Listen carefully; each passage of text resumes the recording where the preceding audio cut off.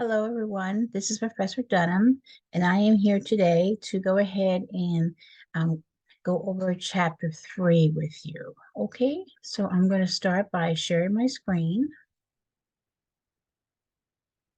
and go right to this and bring it up so that not only will you have it this way, but you'll have it also. I sent it in under the announcements. I sent the PowerPoint. But here it is.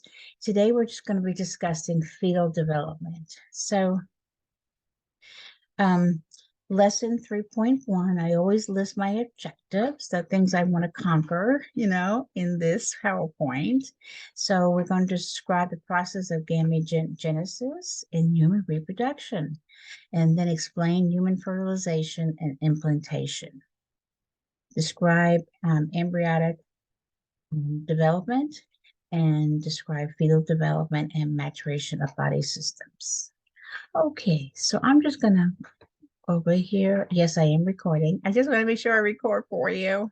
It's always a concern. Okay, but we'll go right back to where we were. No problem whatsoever.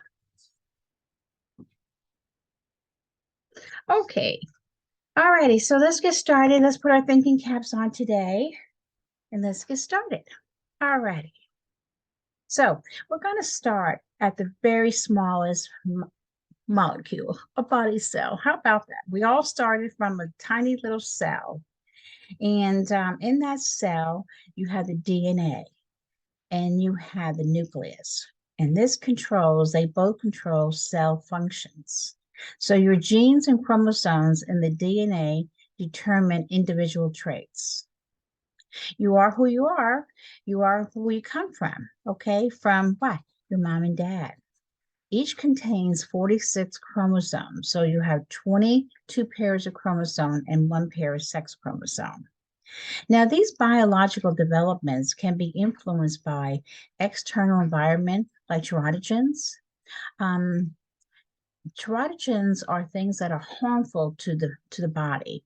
So teratogens could be like drugs, like cocaine, heroin, marijuana. It could be alcohol, and it could be smoking. And not only, guess what? If the person is undernourished, that can also take place. That can also cause a problem in body cells.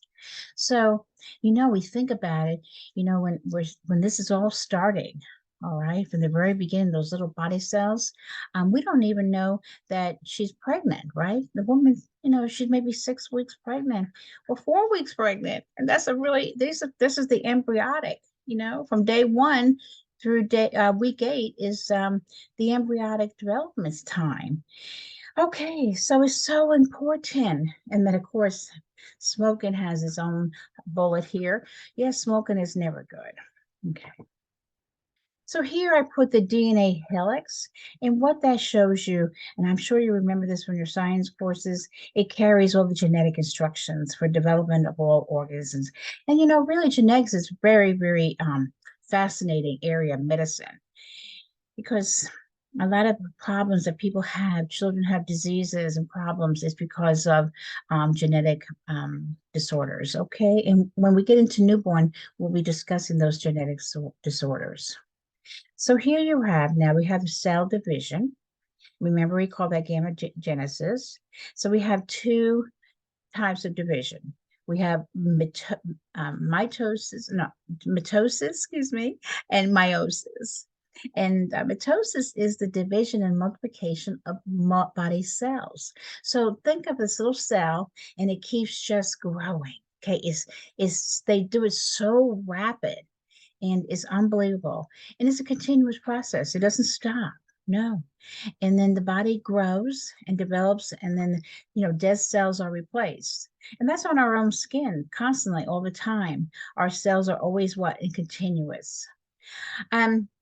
Each daughter cell contains the same number of chromosomes as the parent cell. So that's called a diploid. And the process of mitosis for sperm is called spermogenesis. Excuse me. And the process of mitosis for the ovum is called oonogenesis. Now, this is the other cell division, and this would be meiosis, and it's the process when taking place in the sex cells. So reproductive cells undergo two sequential divisions. The number of chromosomes is 23 per cell, with only one sex cell. Now, fertilization, the new cell contains 23 chromosomes, and the sperm and the 23 chromosomes from the ova. So again, I got something in my throat this morning. The new cell contains 23 chromosomes from the sperm and 23 from the ova. And then the formation of the gametes of this type of cell division is called what? Gametogenesis. Just remember game, G-A-M-E, T-O, genesis. Okay, and you kind of remember that way, kind of fun. So here's an analogy, which analogy is a comparison. So if I said my mitosis is to body cells, as meiosis would be what? To chromosomes. Absolutely, very good. You got that correct. Now, each gene is coded for inheritance. That's how, I'm getting to look more and more like my mother every day. My brothers, more and more like my dad.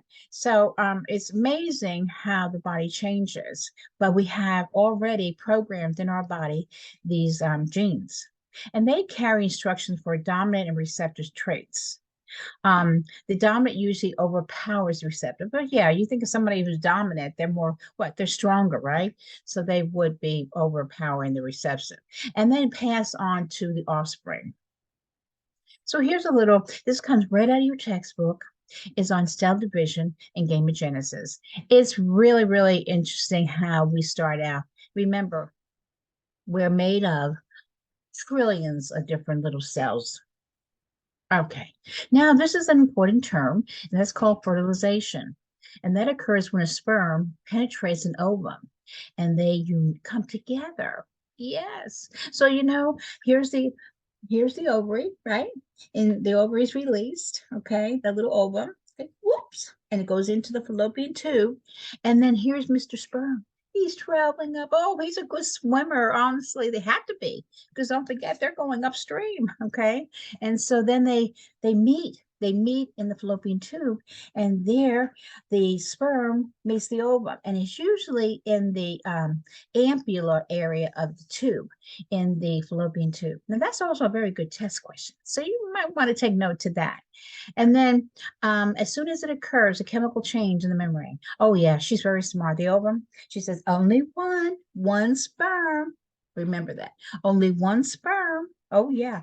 One sperm gets in, and then she puts out this membrane around her. And it's like a little wall, say, having your head. And it says, no more. The gate is closed, guys. Okay. You were too slow. And so it's not your turn. Okay. So it's kind of funny to think about that. But here's a good drawing. And this comes out of your textbook. And this is on where fertilization happens. Now, remember I told you, fertilization is right here. And that's in the upper, corner of that little, you see like a little elbow there? And that's called the ampulla, A-M-P-U-L-L-A. Now that's where fertilization occurs. Again, that's probably a good test question. And then it travels. Now, during this time it's traveling, see here, it's traveling through, is cell dividing. Meiosis is going rapidly, guys. Cell dividing, because it's what? It's forming itself, okay? And then it gets right here, this is called the morella. And then it gets here, and that's called the blastocyst. And then it makes its way down into the uterus. Now listen here. This is the uterus, okay? And here we are. Here's the blastocyst, and we're just kind of floating in there for a couple days.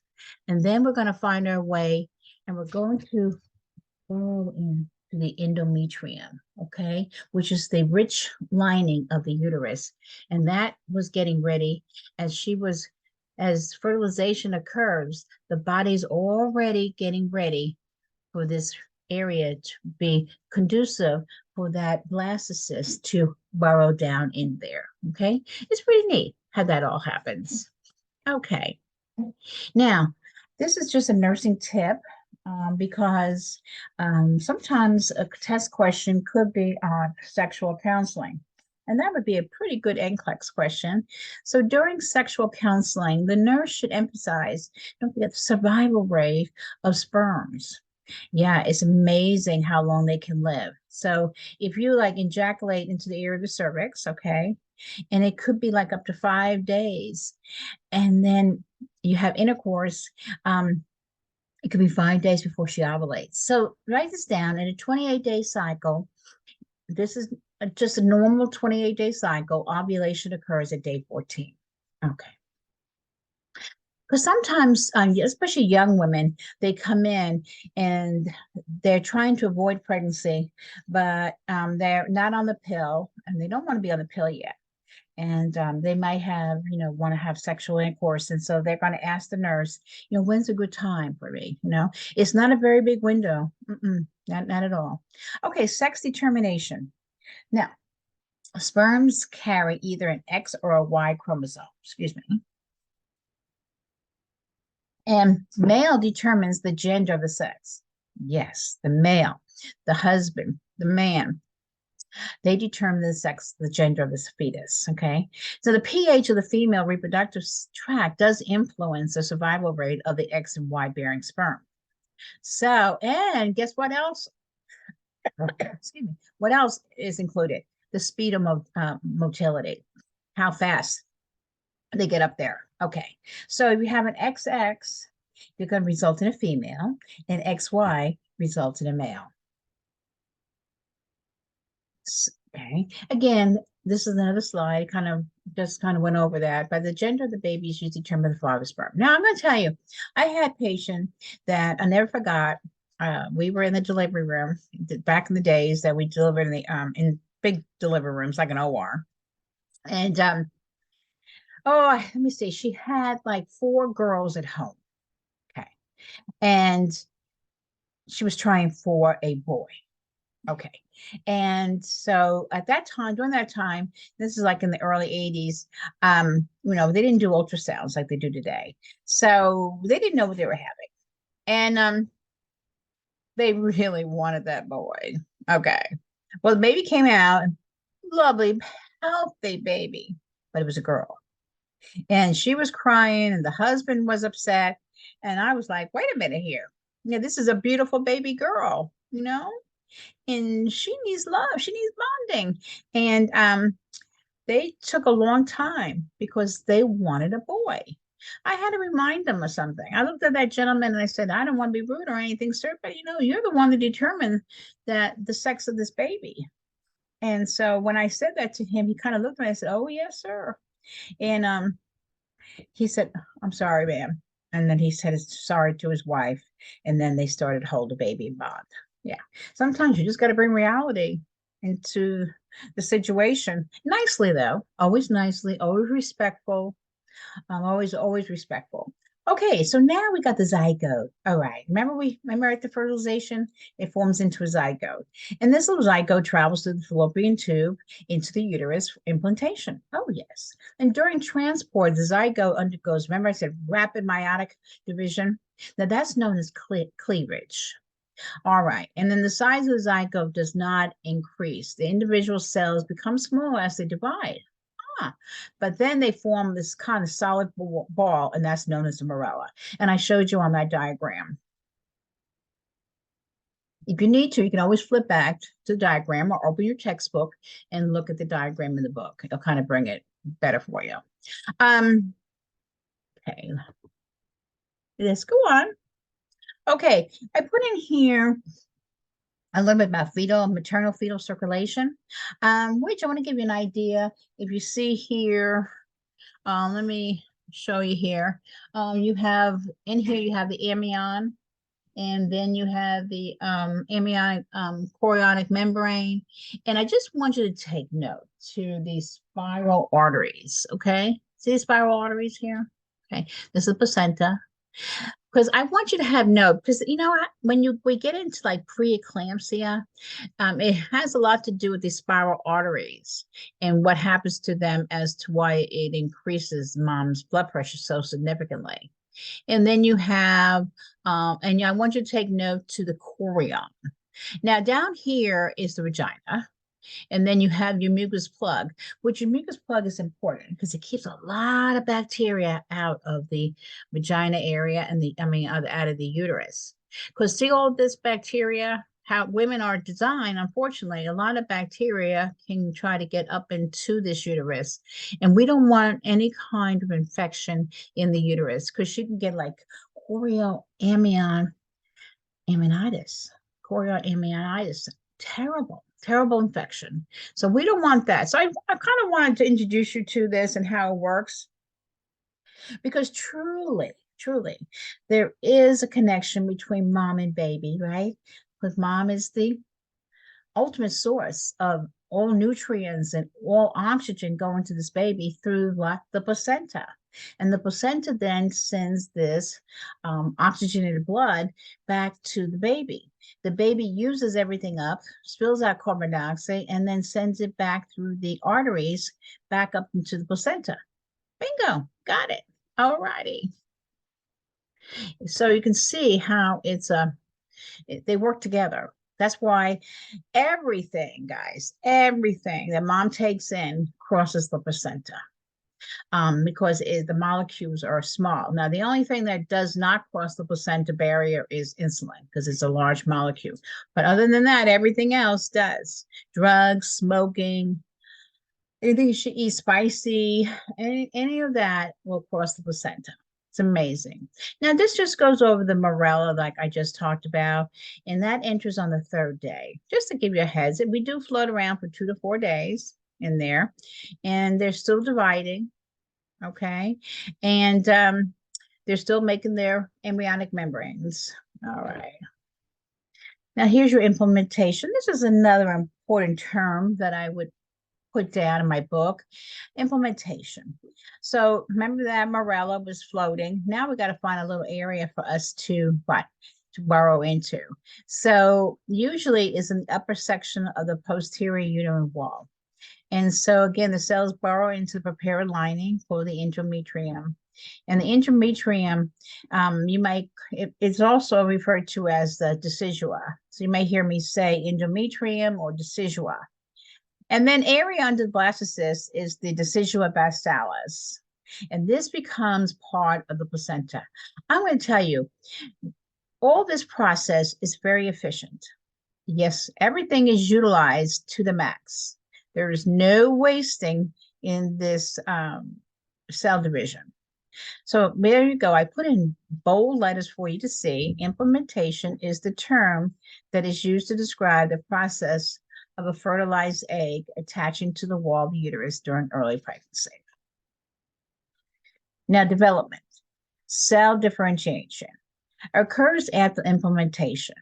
Special functions. Here's your chorion and your amnion, your yolk sac, and your primary germ layers. We're going to go over that.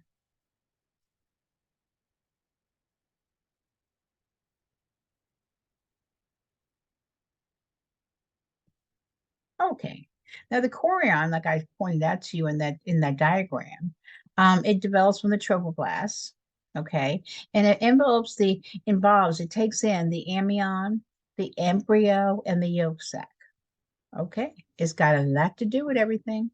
That's a thick membrane. It would have to have a thick membrane, and it has projections called villi. They're like little fingers, and these extend into the decidua basalis on the uterine wall. Remember that lining on the basic lining, decidua basalis? Remember the decidua is the endometrium? Okay, you got it. And it forms the embryonic fetal portion of the placenta. Already. This is really good to understand as because when we get into labor and delivery, we get into fetal circulation, we get into understanding fetal heart rate. All this kind of takes into play. If mom gets an infection, we know why. Does she have amnionitis? Does she have chorio? I mean, these are things we have to be very, very concerned about. Things do happen, unfortunately. So amnion is the second membrane, and that's a thin structure now that envelopes and protects the embryo itself. The embryo is so tiny, it's like a little seed, okay? And so together, the chorion and the amnion form the amniotic sac. And you know that is the bag of water. You probably heard the bag of water. Somebody breaks a bag of water. got a leak. Okay. Well, that's what it is. So together, the chorion and the amnion form this amniotic sac. And just let you know, I put in bold letters here because, keep this in mind, write it down. Amniotic fluid is clear. It has just a mild odor and may contain bits of vernix or langugo. Vernix is nature's coat cream. It looks really thick on the baby, all right? And it protects the skin. Langugo is little tiny hairs on the baby, and that's also to protect his skin. Now, babies will use this up totally during the 9 months they're in utero. Okay, so when a term baby comes out, he'll have less vernix. They have very little vernix on it because they used it up. It served its purpose. A preterm baby, on the other hand, will have more because he's coming out too soon and he hasn't used all of it up. Okay, same thing with Lagugo, the hairs. Preterms have more hair.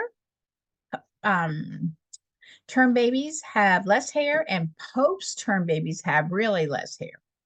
All right, the volume of fluid steadily increases from 30 mLs at 10 weeks to 350 mLs at 20 weeks. Now, by 37 weeks, you can reach about 1,000 mLs. Remember, that's heavy on mom too. All right. And if you have too much fluid, like over 1,000, that would be polyhydramnios. If you have too little fluid, that's called oleohydramnios. So I have a little brain teaser. Amniotic fluid exceeding 1,000 mLs at term is known as, I hear it, is number 4, correct, polyhydramnios. Good.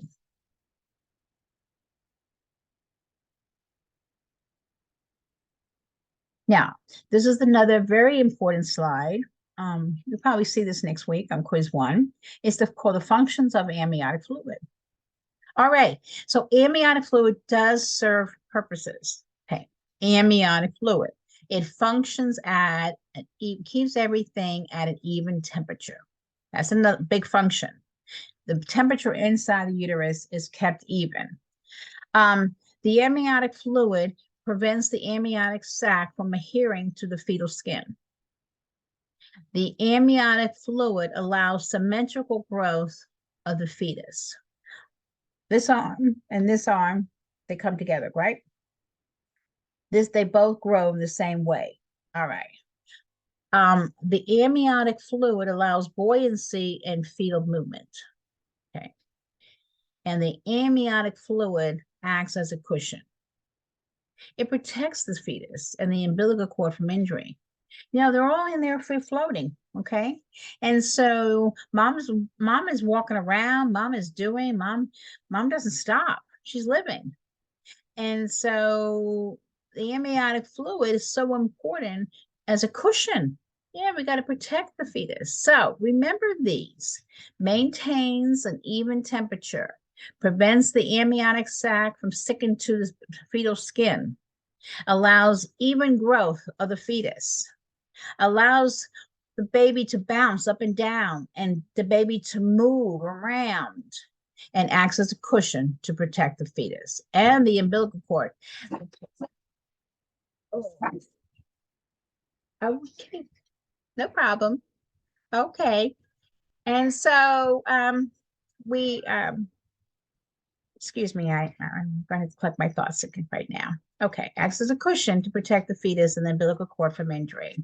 Okay. All righty, I have another brain teaser for you.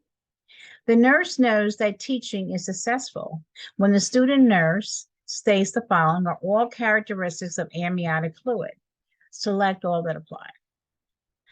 All righty, so what do you think? So I just went over that. It allows for fetal movement. Yes, okay. Maintains body temperature of the fetus. Yes, maintains the temperature. Surrounds and protects and acts as a cushion for the fetus. Yes. Okay. Now, the only one that does not apply would be to provide an exchange of nutrients and waste products between the mother and the fetus. Okay. All right. Okay, let's talk about the yolk sac.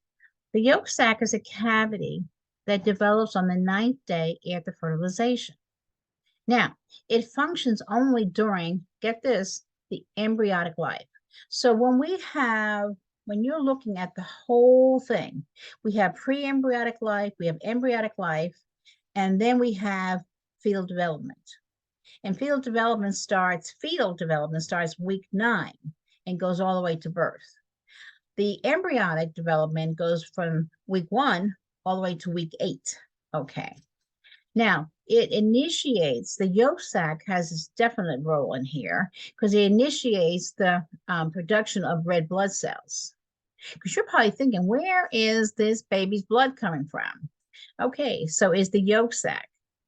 And it continues until fetal liver takes over about 6 weeks. Okay.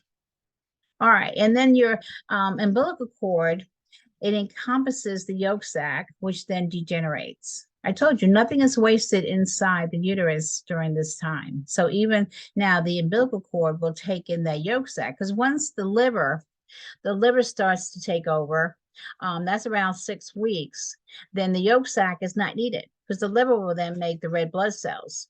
So this happens. So again, it does, so everybody has a purpose in this little scheme of things. Okay, all right.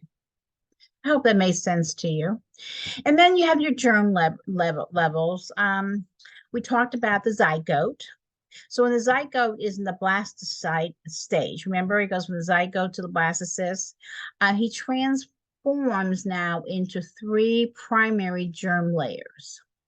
You have the ectoderm, you have the mesoderm, and you have the endoderm. And we're going to talk about those. Okay. So now just think this blastocyst, all right? The mesoderm is like the outside, the true skin, well, the inside, excuse me, the true skin, the skeleton, the bone and cartilage, connective tissue, muscle, blood and blood vessels, kidneys, and gonads. Okay. Now I'm going to, go through each one and just tell you what they're made out of. And then the endoderm has the lining of the trachea, the pharynx, and the bronchi. You have the lining of the digestive tract and the lining of the bladder and urethra. And then the ectoderm is the outer layer of the skin. You have the oil glands, the hair follicles of the skin, nails and hair, external sense organs, and mucous membranes of the mouth and anus. You can see the different levels, those 3 levels. Okay. Now, here is the 3 stages of prenatal development that I just kind of went over, but here's your slide on it. So you have it, for longevity. The zygote is your cell that forms by the union of the sperm and the ovum. Okay. All right. Then the embryo is the 2nd to 8th week of development. Okay, 2nd week. And then your fetus is your 9th week until birth. Okay, that's it. Then you have, I put in here the age of viability, because viability is the term that we use to signify that this baby is able to live outside of mom's natural womb. Okay, at 20 weeks, it's been determined that this baby can what? Live. Now, granted, it will be in the neonatal ICU, no doubt about it. But, because it has a lot more growing to do. But at 20 weeks, we can help that baby, okay? Before 20 weeks, it's not viable. It's just not developed enough. And you can see that by the different stages of fetal development, what occurs. I mean, like surfactant in the baby's lungs doesn't even start to develop until week 25. So that's why we have what we call the age of viability. So say when I was working in labor and delivery, and I get a call from the ER. Okay. And the ER said, oh, I have this lady. She just walked in the door. She's bleeding a lot, and we want to get her up to labor and delivery. I'll say, well, first thing I ask them, well, how many weeks is she? And they go, well, she's 17 weeks. She stays in the ER. She's aborting the fetus. Okay. There's nothing that we can do to help that little fetus at birth. Okay. So you can see here's a little diagram I put in for you to visualize how we go from a zygote to an embryo. So day 2, the embryo, and you can see how it goes to what? The morella, okay, and then the blastocyst. And we went over all that. So just kind of give you a visual. All right, and then here's another little diagram too, shows you the embryo at 3, 4, 6, and 8 weeks. All right, shows you here, the little spine, and you can see the core amnion, and you can see how it really develops here. Okay. And this one I put in because I love the pictures. I don't know about you, but I do love pictures. And you can see the development of the fetus at 9 weeks. Don't forget, it turns into a fetus at 9 weeks. So 9 weeks, and then you got 12 weeks, and it goes over exactly what's being developed during that time. And you can really track it. So you can see, when a baby's lungs begin to develop, that's at 24 weeks. And I told you the production of surfactant is important. And then you have at 28 weeks, you have the brain growing rapidly, okay? And you have 32 weeks, the bones fully develop. And so going back up to viability, you can see the difference between the fetus at 16 weeks versus 20 weeks. It's a big difference, okay? And so that's why we use the term viability. Alrighty, let's go. So I put these pictures in here just to show you the comparison of babies at, say, 17 weeks and 25 weeks. That would be a fetus. And then again, the fetus at 29 weeks and 36 weeks. All right, let's go on now to lesson 3.2. Our objectives for this group would be to describe the development and function of the placenta, the umbilical cord, and the amniotic fluid. Okay. Now, and then compare the fetal circulation to circulation after birth. And then explain the similarities and differences in the types of twins. And then that's it. Then we're finished this chapter. All right. So we have these placenta, the umbilical cord, and fetal circulation. So important. Remember in the very beginning of this lecture, I went over the placenta and how important it is. Mom has to be, oh goodness, she has to be in good, health, that's the optimal. Now, hopefully she's not taking drugs or she's not smoking and she's eating well, healthy. Okay. It all makes for a healthy placenta. The umbilical cord, I have some pictures, really good pictures of umbilical cord of a nice, healthy one. Okay. Mom's healthy, the umbilical cord is healthy. And then we'll go over fetal circulation because that's what really supports the fetus.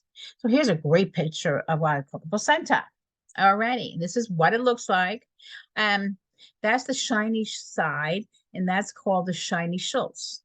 I learned it as the shiny Schultz. Okay, SS. It helps. It helps you remember when you got so much information coming at you. It does help. But anyway, it's the Schultz is the neonatal side. All right. And then you can see how lovely it is and how great juicy the blood is. And so that was a good, healthy one. Now, on the flip side of that would be the maternal side. And that's called the Duncan. And how I learned it is the dirty Duncan, because that's what it looks like. It's a whole bunch, because don't forget, that's the side that was attached to mom's endometrium. Remember we talked about earlier. And so that was burrowed into her endometrium, into her lining of her uterus. Okay.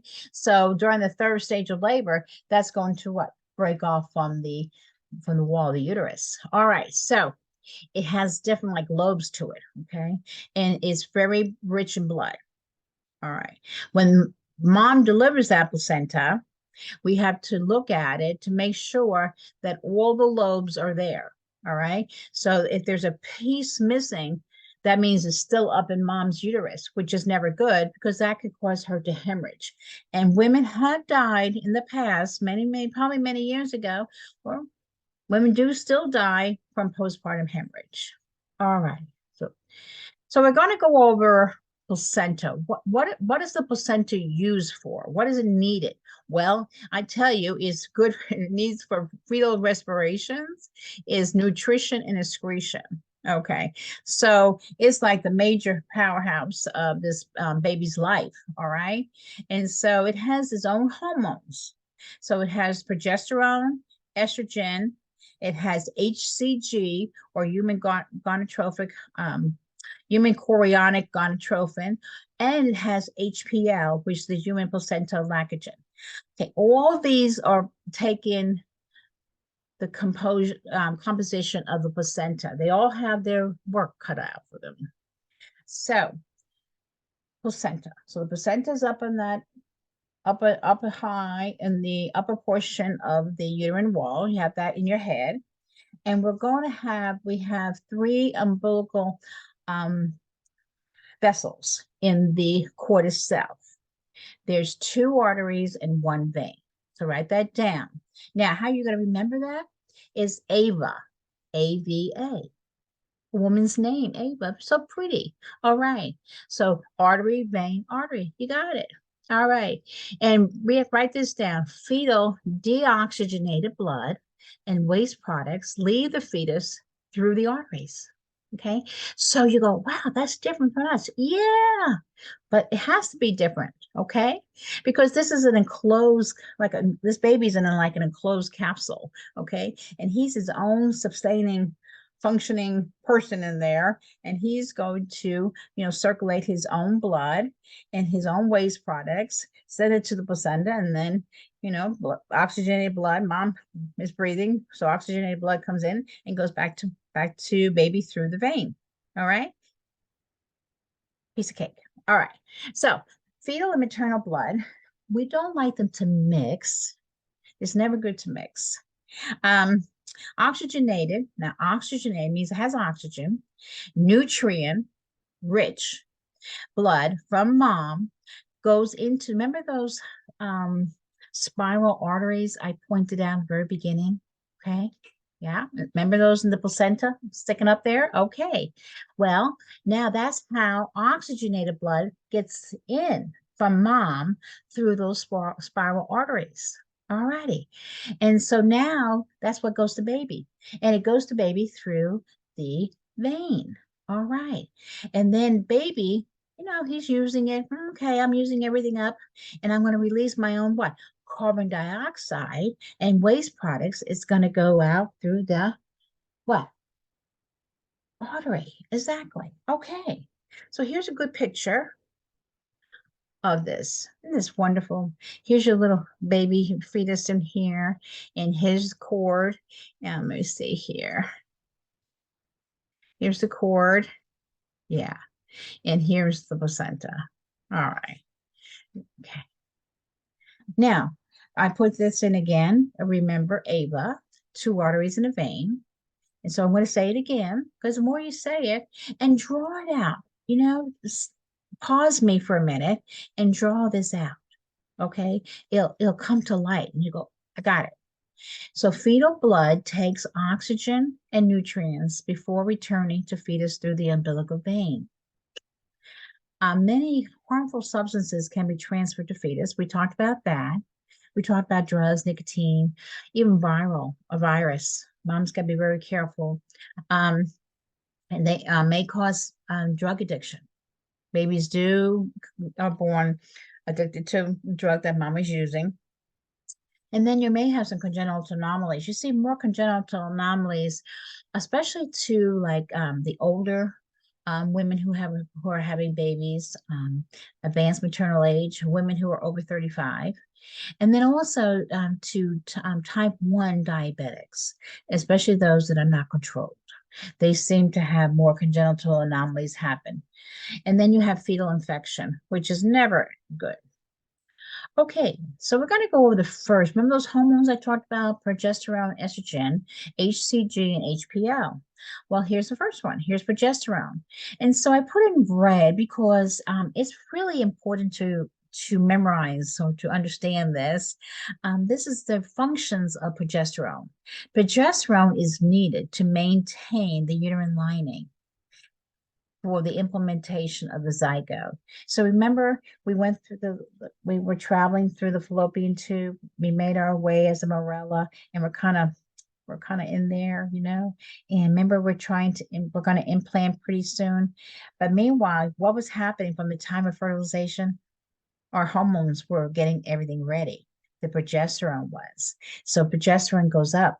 And so what happens is making a nice bed for this Morella um, to what? To implant itself. And so what happens is that if you don't have enough progesterone, you can't maintain a pregnancy. So that's what it is. And you might see that on the quiz next week. So I would, know this one. And also, you have it to reduce uterine contractions. So you keep the pregnancy. If you don't have enough, you may have a spontaneous abortion. So is progesterone pretty important? Yes, it is. Women who are having fertility problems and they go through IVF and everything, they're giving actually progesterone injections because they need to increase their production because maybe they didn't have enough. All right. And then again, progesterone also stimulates the testes and to produce what? Testosterone, which aids the male fetus in developing the reproductive tract. Okay. So progesterone is important. So we're going to move on to estrogen. Now, estrogen, write it down, it's like a stimulant. All right. It stimulates uterine growth. It increases blood flow through the uterine vessels. It stimulates the development of the breast to what? Prepare for lactation when it comes to after the baby's born, you need estrogen to stimulate the development of the breast ducts. So estrogen is important. Also, estrogen can also cause other things. It can cause increased skin pigmentation, vascular changes in your skin and the mucous membranes, in the nose and the mouth. Some women have nosebleeds during pregnancy. Estrogen. And then you have increased saliva. Oh, absolutely.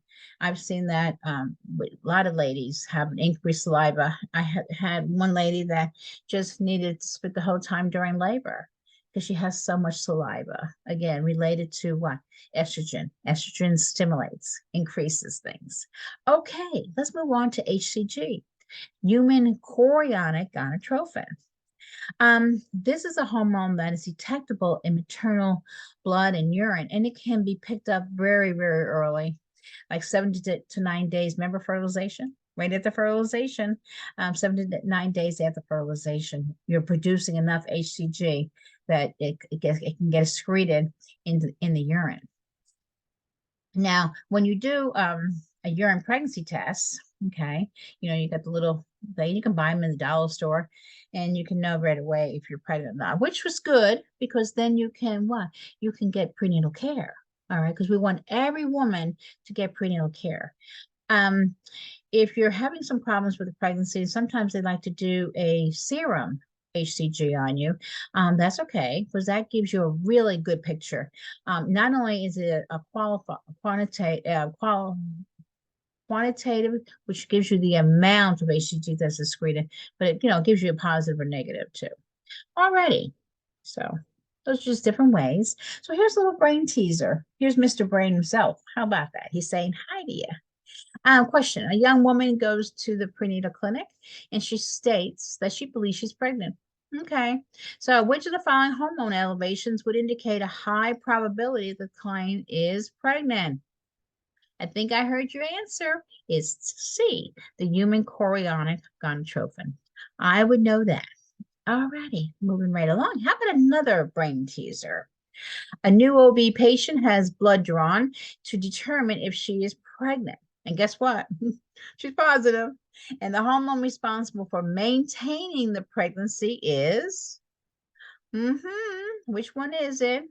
It is progesterone in number 3. Good. I would know that one. Okay, how about HPL? HPL, human placental, so placenta, lactogen sugar. So what it does, it causes a decrease in insulin sensitivity and utilization of the glucose by mom. Okay, it helps to make more glucose available to fetus to meet the growth needs. This one comes into play around 27, about that time, maybe about from 24 to 27 weeks, where we're going to start testing for gestational diabetes. Yeah, we want to know, how her insulin sensitivity is. All right. Okay, so here, is this important? I guess it is because this is another slide on it. But just remember the umbilical cord is so important to the baby. That's the lifeline between mom and the fetus. So now remember, it's really easy for you.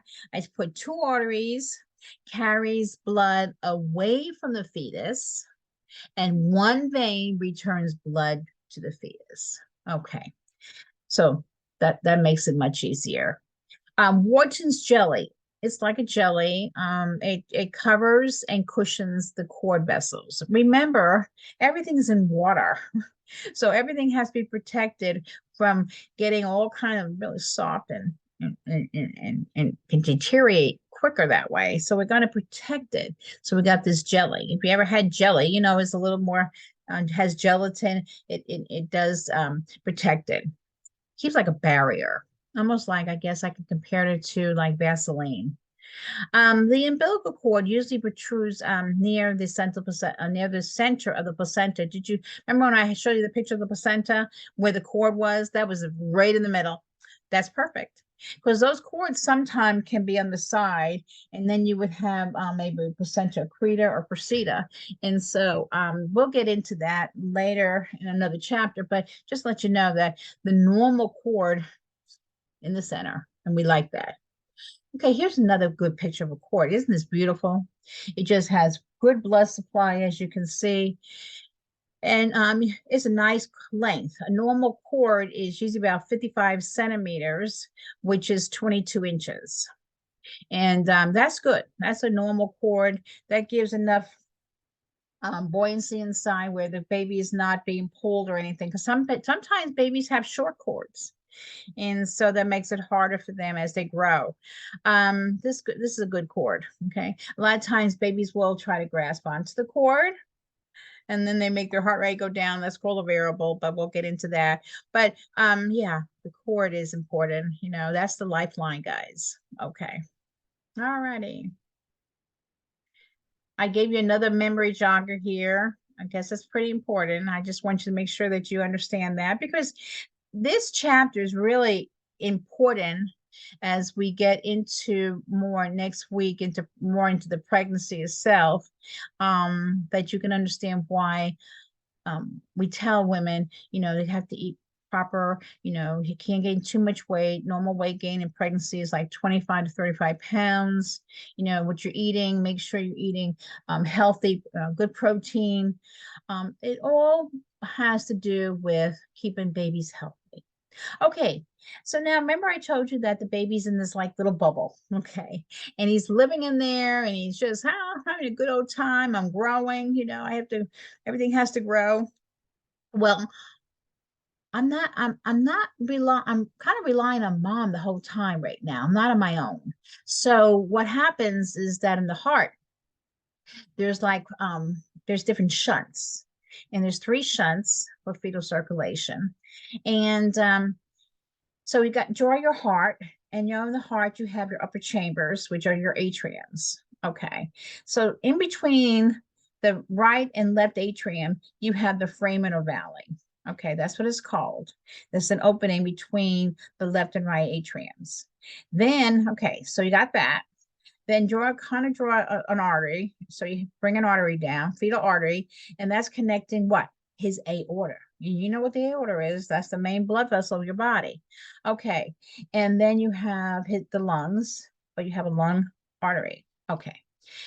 What happens is the ductus arteriosus allows blood to detour away from the lungs because most of the time babies are in utero, they're not breathing. The lungs are kind of class. Remember, only about 25 weeks, so we start getting surfactant in the lungs. So we don't need them right now. Okay. So what we need blood is in the heart and where? In growing. All the other organs. There's a lot of organ growth going on. Okay. So we don't need them right now. So that's why you have the ductus arteriosus, which allows the blood to detour away from the lungs. Okay, then you have another shunt, and this is called the ductus venosus. And it's a shunt that allows oxygenated blood in the umbilical vein. Okay, remember, the vein brings the blood in, oxygenated blood, right? Okay, so coming through the umbilical vein is right now is bypassing the liver, and this one is essential for fetal circulation. So again, it's a shunt that allows oxygenated blood to come into the body for normal fetal circulation. Okay, that's not so bad, is it? So here's a nice little picture of the three fetal shunts. And you can see here, and let me get my little arrow for you. So here, this is the placenta, and here's your umbilical vein. All right, this is big old, this is big. And here are the two umbilical arteries. Okay, yeah, they're a little thinner, don't they? Now remember, here's your ductus venosus. So we're not going to go to the liver, right? We're going to bypass. And then here we have the ductus arteriosus. All right. And so we got between the right and left atrium. All right. So as I said, draw your own little figure that makes sense to you. Okay. All right. So this is before we're born, the circulation. The blood now will come in to the body, fetal body, through the umbilical vein. Okay, we said that. Okay, I got that. I got that. About half goes to the liver, and the remaining goes into the inferior vena cava. Okay, and I showed you that through the ductus venosus. Then it goes through the foraminal valley. Remember where the foraminal valley is? Up between what? The right and left atrium, and then the ductus arteriosus. So, blood containing waste products now, okay, will go out of the body through what? Through the arteries. Remember those two arteries here? Okay, here. All right. That's how it goes. Those waste products and carbon dioxide will go through here and go back to the placenta. And what happens then mom will take that and she'll get rid of it. It's just a really great system. It's an amazing system. All right. And here's another picture for you. Again, I love pictures. You can see the spiral arteries in the placenta, and then you see the umbilical vein, the ductus venosus, the umbilical arteries. So it gives you a good idea of how this is all situated. All right. I did do another one here. On this slide, I put on here now when it closes, because after the baby is born, we're going to have now things to change, because now we got to reverse everything. Okay. All righty. So now we have the foraminal valley, and that closes within 2 hours after birth and permanently about 3 months. Now the ductus arteriosus closes within 15 hours and permanently about 3 weeks. And then the ductus venosus, it closes functionally when the cord is cut. So the old saying is, when we cut the cord, the doctors would say, cut the cord, you're on your own, baby. Okay. And so that's what we love. I'm going to tell you, that's why we love those beautiful cries at birth, is because then it's said that at that power of that cry closes that ductus venosus. Okay.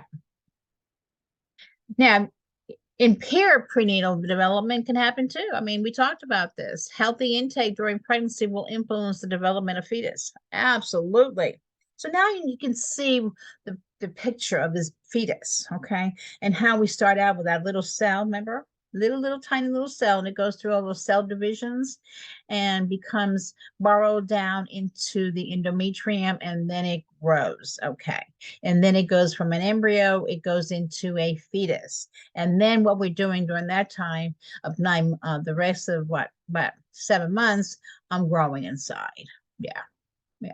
And so if mom's not taking care of herself, then if she's undernourished, this can result in permanent changes in fetal structure. You know, those beautiful structures you saw of the spine and all that? Well, that can affect all that.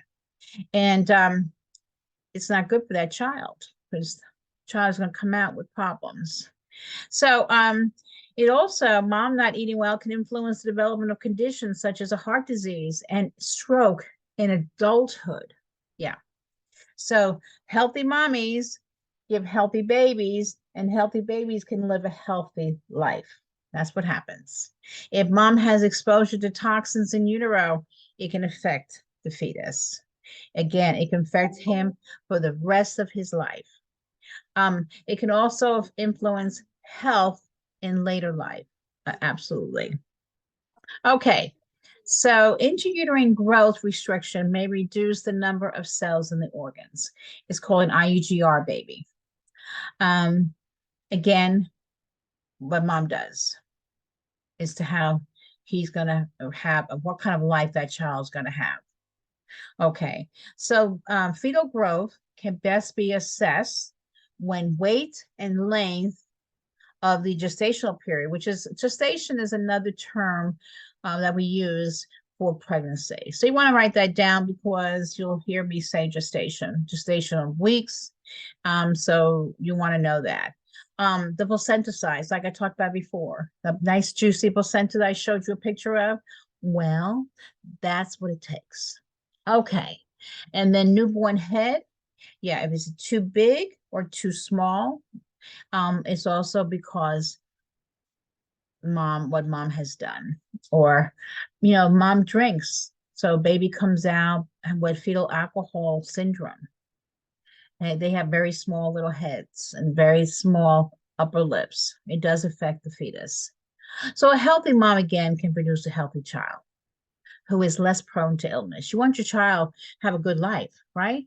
Sure, we all do. All righty. Always remember to prevent illnesses of our next generation. This generation must focus on their own health. Oh, yeah. Take care of yourself. Alrighty. And then just we're going to finish out with some twins, multifetal pregnancy. They occur once in every 90 pregnancies. Not too much, we see more and more of it because of the fertility drugs. And then when hormones are used to assist with ovulation, twinning, or other multifetal, pregnancies occur. I just said that. Yeah, we see that a lot more. And then, so the monozygotic twins are from a single fertilized ovum, which is identical. And then your dizygotic twins are formed from two separate fertilized ovaries, which is fraternal. All righty. So let's go on to our little brain teaser. All righty. So this answer down here, let me correct this here. All right, so monozygotic twins will always be the same sex. And yes, that is true. Okay.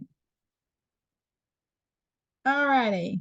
And let me finish up with just a little thing here. I think this is kind of cute. It's called a multifetal pregnancy. Identical twins might or not share a placenta and amniotic sac. It's pretty good. Now, let's see if I can get this film up for you. It's just a short little film that I like to show you to kind of bring everything I just said to light. Let's see if I can bring it up for you. I had a little trouble with the other day, so I got to be patient. There we go. All right, enjoy the little film. And it's called 9 Months in the Womb. And so you can watch this on your own if you like, but it's pretty good. Enjoy. Only 2 cells are needed to create a baby. 2 cells and a miracle. In just 9 months, this pair of cells blossoms into billions of cells. Gently nestled and protected in a mother's womb, a tiny human thrives. Together, mother and baby share this journey of life, this magnificent adventure called pregnancy.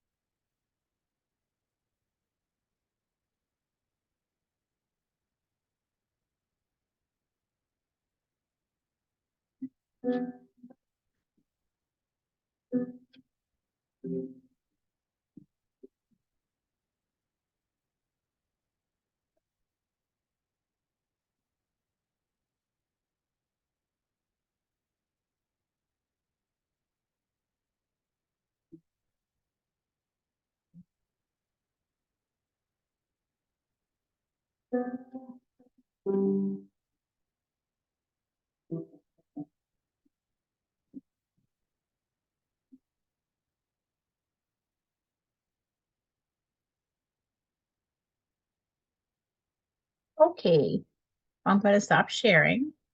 And I hope that you enjoyed the film. And there we go. Okay, so anyway, that was chapter 3 on fetal development. Okay, thank you all for your attention. Have a good day. Bye-bye.